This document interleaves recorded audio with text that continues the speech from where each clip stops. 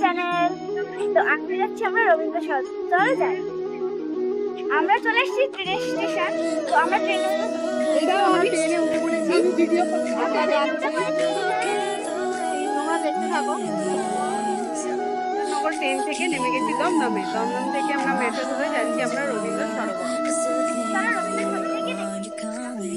চলো এবার মেট্রো যাওয়া যাক।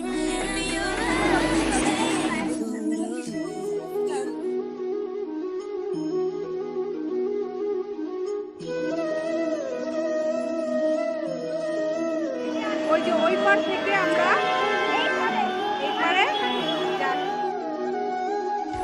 এই পার্কের পাশ দিয়ে রাস্তা আমরা চলছি।